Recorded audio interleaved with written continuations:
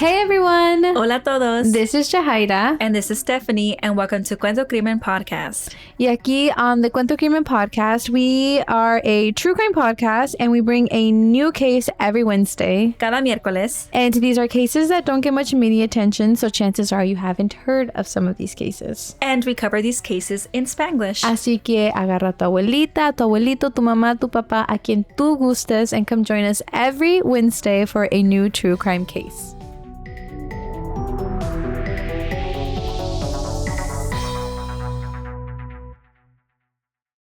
Somen Steve Banerjee was originally from Mumbai, India, but in 1975, he was living in LA, California.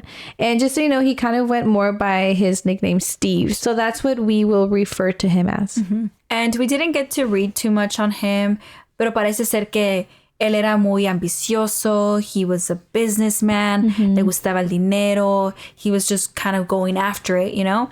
Y en el año 1975, he bought a struggling LA bar called Destiny 2. Y él tenía una visión completamente nueva para este lugar. At first, when he first bought it, it kind of stayed the way it was. He renamed it Chippendales. But then later on, he kind of got influenced into a new direction. Él quería que este lugar fuera un lugar divertido and loud and just overall a place for people to go all out and have fun. Yeah, so in 1979, he decided to turn Chippendales into a male exotic dance night for ladies only. Y en este tiempo, it was a big deal porque era algo nuevo. You know, it was like a new concept, right, of a male strip club. Eso casi, you know, wasn't as known or, you know, just more opinions on it. This worked in favor for Steve because his idea was very successful. Al principio, sus bailadores were a bit iffy because, again, era algo nuevo y no estaban muy seguros de cómo iba a reaccionar el público. So, yeah, pretty soon, this whole new business direction, you know, took off. Mujeres estaban en líneas largas para poder entrar al club. And like, that is success, you know? And so, yeah, Chippendales from one day to the next kind of thing was super successful. And it must be very rewarding también, like, knowing that this was your idea and it's sparking and it's booming and, like, it's giving back. Y al ver el éxito que tenía, Steve quería aún más. He wanted it all. And soon he partnered up with a business partner named Nick Venoya, who was a New York-based producer y choreographer. Y leímos que Nick era muy talentoso. I think he was a former Emmy award-winning producer. So this guy is legit, you know? Y entre Steve and Nick estuvieron de acuerdo que they were going to split the profit 50-50 moving forward. Which seems fair, right? Like, they're both putting in the work, making the business grow y toda la cosa. So it seems fair que era 50-50. Y lo más importante es que los dos parecían estar de acuerdo de split. Con la ayuda de Nick, the dancers were able to expand to New York City, pero allí es cuando las cosas empezaron a cambiar. Steve and Nick's relationship starts taking a turn. De ser buenos amigos, empezaron a discutir por todo, and it seemed like they both had different directions of how they wanted the show to evolve. And not only that, but Steve also began to have trust issues. Even though Nick and him had agreed to 50-50, Steve believed que Nick no estaba siendo honesto con el dinero y que Nick estaba, you know, taking more of the 50 profit. But again, just a disclaimer, like, this wasn't proven or anything. Like, this is just how Steve was feeling. Pero nunca se supo confirmar si sí o no estaba pasando esto. It just brings up también the idea of, like, just greed, you know? Like, it seemed like Steve maybe wanted more. Yeah, and like, this is an extreme case of greed because soon Steve decided to take extreme measures. Yeah, in 1987, Steve decidió tomar acción y el 7 de abril, él mandó a alguien que fuera a matar a Nick Denoise. Steve hired a man named Ray Cullen, who then sent Gilberto Rivera Lopez to kill Nick. Gilberto walked into Nick's 15th floor New York office y le disparó en la mejilla izquierda y desafortunadamente Nick murió. Al principio, la muerte de Nick sorprendió a todos, but after a while, the FBI, along with friends and family, started to point fingers to Steve. But despite all these rumors and the fact that they were business partners, there was no evidence to link Steve to the murder scene. And so he was left off the hook. Y después de la muerte de Nick, Steve even bought Nick's half of Chippendales back, and this included all of its touring rights. So that means that now Steve had 100% ownership of Chippendales. Yeah, like all the profit, whether it was like in LA or like all their touring events, like he was, just taking all profit. And so, I don't know, like your business partner gets murdered and then you buy back his half of the business. It's definitely something to think about because like, the question about it being insensitive or is he just trying to not partner up with a stranger coming into the business? Yeah.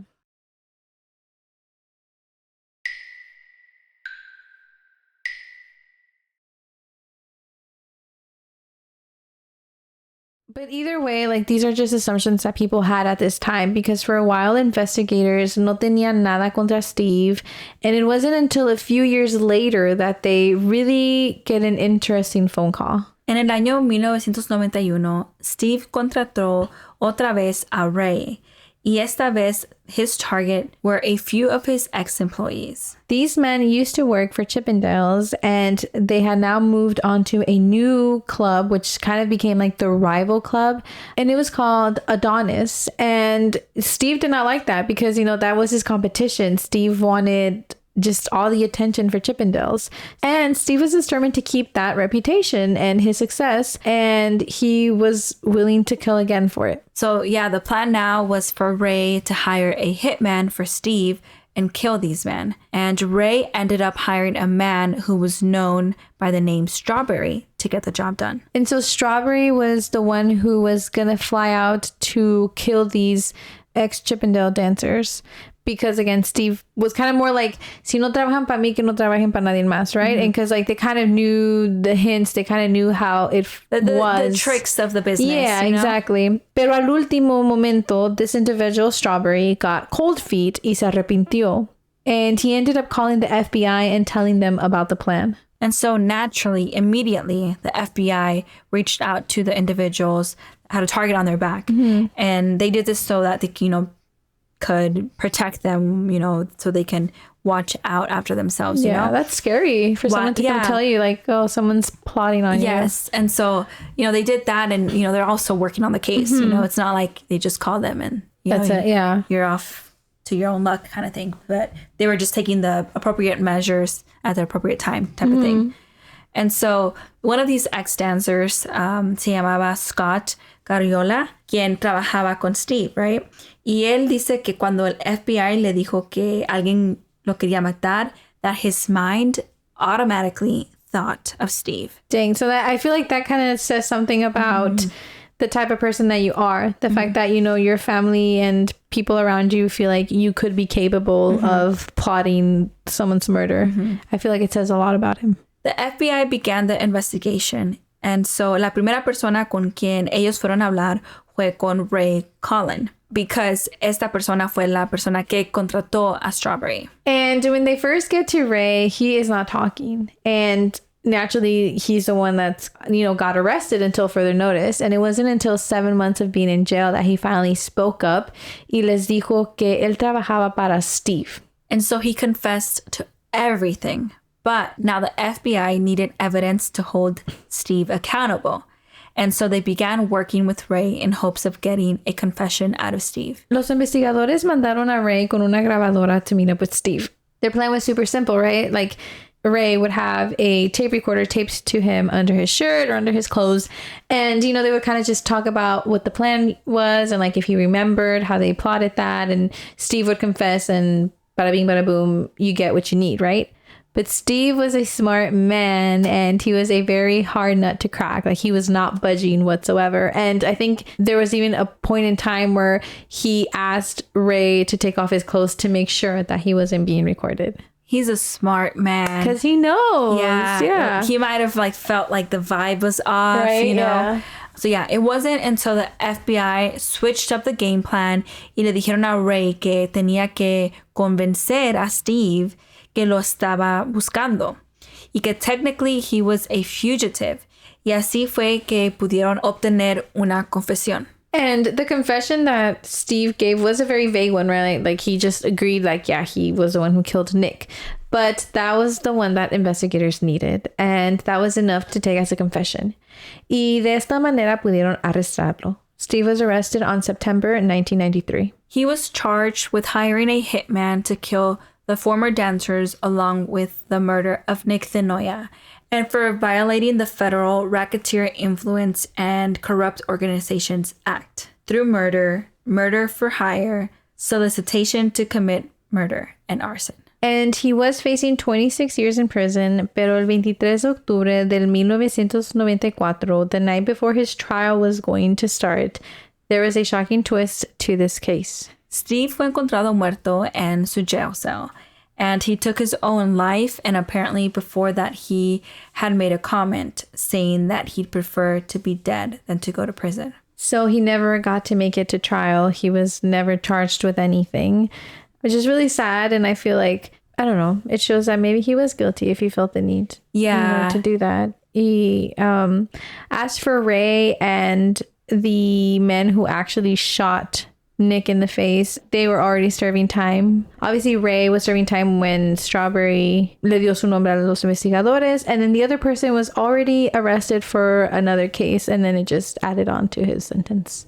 Y así es como acabó el caso de los Chippendales murder and basically the whole business, really. And so, yeah, this case is just an example of like greed going wrong and just leading to murder.